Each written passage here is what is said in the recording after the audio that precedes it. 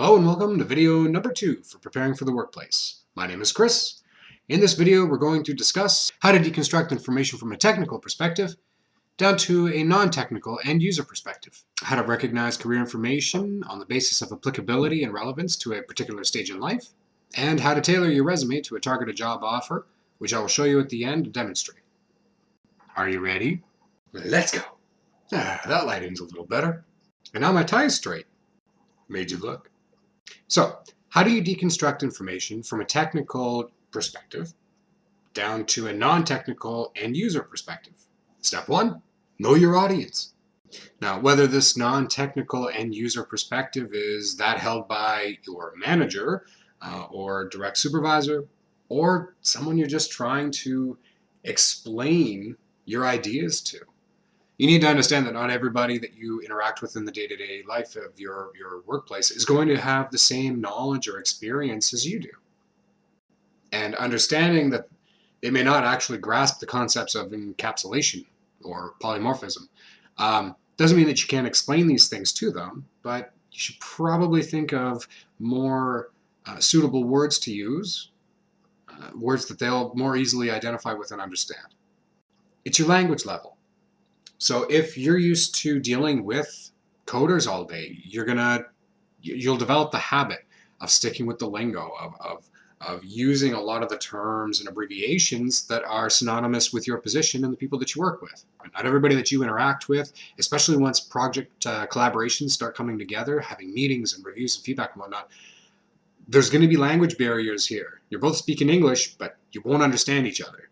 So you got to be careful of your language level. So the key here is to tailor your vocabulary to the people and message that you're trying to express. Sometimes what helps is avoiding specifics. People understand a few things just in common. They understand, computer language is zeros and ones, binary, right? They are familiar with the term scripting. But for anybody that isn't into programming, or for somebody that doesn't have a technical background, they may not actually understand the difference between scripting and coding. Being able to assess your audience and speak to them on a level that they understand is going to help that understanding and two-way communication go a lot further than it would otherwise. Now, how to recognize career information on the basis of applicability and relevance to a particular stage in life. Now, of the people in class that I've spoken to about this particular VLO that we need to make a video for, there was a bit of, not confusion, but maybe there were differing perspectives on what this VLO in particular means. Not so much what it means, but how we should be explaining it in our videos. So just, brief disclosure here, or disclaimer, I might be wrong on this one, but I'm gonna go with my gut on it. So your present stage in life is integral to the goals that you have, to your expectations, your future expectations especially. So starting from the ground up, think about what's important to you. Think about what you want and need to gain. Think of the skills that you don't yet possess but would like to. Skills that will likely help you on the career path you'd like to go.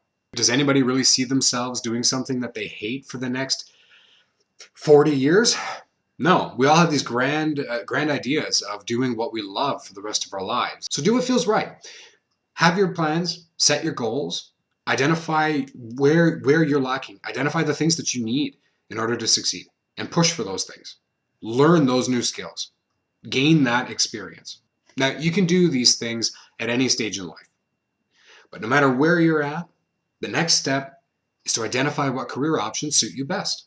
Doing this will help you tailor not your expectations so much as your requirements, your prerequisites, the things you need to work towards in order to achieve your goals.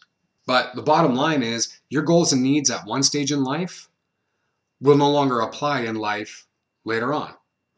And as time goes on, you change, you learn, you grow, you develop into a different person. Your needs change as you do more, as you learn more, as you talk more, as you meet different people, as you're exposed to different things, different fields and ideas.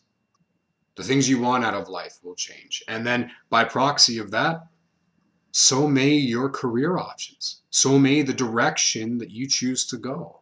All right, and as I mentioned, lastly here, we're going to wrap things up with a resume targeted to a specific job offer. Things that will jump out at them, grab their attention, make them think, these are the things that we need, and hey, this guy has all of them. All right, so this is the placement information for the position with the City of Thunder Bay.